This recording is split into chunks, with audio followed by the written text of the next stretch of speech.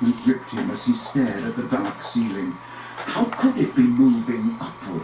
Was it a phantom to whom stone ceilings didn't matter? "This way!"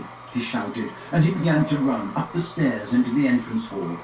It was no good hoping to hear anything here. The babble of talk from the Halloween feast was echoing out of the great hall. Harry sprinted up the marble staircase to the first floor, Ron and Hermione clattering behind him. "Harry, what with—" Harry strained his ears. Distantly from the floor above, and growing fainter still, he heard the voice. "I smell blood. I smell blood." His stomach lurched. "It's going to kill someone!" he shouted, and ignoring Ron's and Hermione's bewildered faces, he ran up the next flight of steps, 3 at a time, trying to listen over his own pounding footsteps. Harry hurtled round the whole of the second floor, Ron and Hermione panting behind him, not stopping until they turned a corner into the last deserted passage. "Harry, what was that all about?" said Ron, wiping sweat off his face. "I couldn't hear anything." But Hermione gave a sudden gasp, pointing down the corridor.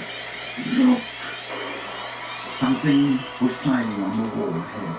They approached slowly, squinting through the darkness. Foot-high words had been daubed on the wall between 2 windows, shimmering in the light cast by the flaming torches. "The Chamber of Secrets has been opened. Enemies of the air, beware." "What's that thing hanging underneath?" said Ron, a slight quiver in his voice. As they edged nearer, Harry almost slipped. There was a large puddle of water on the floor. Ron and Hermione grabbed him, and they inched toward the message, eyes fixed on a dark shadow beneath it. All 3 of them realized what it was at once and leapt backward with a splash. Mrs. Morris, the caretaker's cat, was hanging by her tail from the torch bracket. She was stiff as a board, her eyes wide and staring.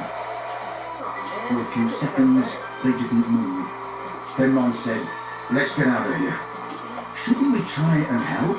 Harry began awkwardly. "Trust me," said Ron, "we don't want to be found here." But it was too late. A rumble, as though of distant thunder, told them that the feast had just ended. From either end of the corridor where they stood came the sound of hundreds of feet climbing the stairs, and the loud, happy talk of well-fed people. Next moment,